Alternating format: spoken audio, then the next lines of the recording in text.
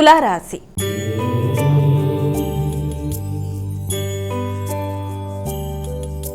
అమ్మాయిక తదుపరి రాశి అయినటువంటి తులారాశి వారికి నేటి రాశి ఫలితాలు ఎలా ఉన్నాయి? తులారాశి వారికి వ్యక్తులతో సహకారం అనుకూలంగా ఉంటుంది, మానసిక ప్రశాంతత పెరుగుతుంది, అనుకున్న పనులు అనుకున్న సమయంలో చేయడానికి ప్రయత్నం చేస్తారు. అలాగే మీ శక్తి సామర్థ్యాలు పెరుగుతాయి. ప్రతి విషయంలోనూ కూడా చాలా చక్కగా నిర్ణయం తీసుకుంటారు. చాలా శక్తివంతంగా పనులు ముగించుకుంటూ ముందుకు వెళ్ళడానికి విశేషంగా కృషి చేస్తారు.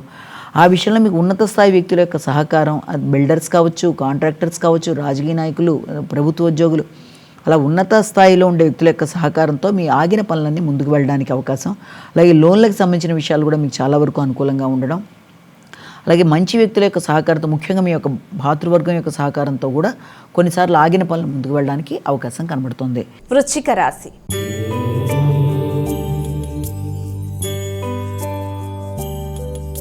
అమ్మాయిక తదుపరి రాశి అయినటువంటి వృశ్చిక రాశి వారికి ఈరోజు రాశి ఫలాలు ఎలా ఉన్నాయి? వృశ్చిక రాశి వాళ్ళకి ఆర్థిక సంబంధమైన విషయాల గురించి ఎక్కువ శాతం దృష్టి కేటాయిస్తారు. ముఖ్యంగా ఆగుతూ వచ్చిన పనులు ముందుకు వెళ్ళే నేపథ్యంలో అధికమైన ఖర్చులకు కూడా అవకాశం అనేది కనబడుతుంది. కుటుంబపరమైన విషయాల్లో తండ్రి యొక్క ఆరోగ్యం, వారి యొక్క సహకారం, అలాగే కుటుంబ సభ్యుల యొక్క ఆలోచనలు, వారి కొరకు మీరు కేటాయించేది మొదలైన వాటి కొరకు సమయాన్ని మీరు కేటాయించిన, ముఖ్యంగా సంతాన వర్గంతో మీ ఆలోచనలు కానీ, లేకపోతే వారి యొక్క ఆలోచన విధానం, వారి సమయాన్ని సరిగ్గా సద్వినియోగపరుచుకోకుండా డైవర్ట్ అవుతున్నారన్న భావనతో వారితో ఘర్షణాత్మకమైన వైఖరి మొదలైన వాటితో కొంత ఘర్షణతో ఉన్నప్పటికీ కూడా ముందుగా మానసిక ప్రశాంతతను పెంపొందించుకోవాలి. అలాగే తండ్రి యొక్క ఆరోగ్యం మీద శ్రద్ధ తీసుకోవాలి. ప్రయాణాలు చేసేప్పుడు తగిన జాగ్రత్తలతో ముందుకు వెళ్ళాలి. ధనుస్సు రాశి.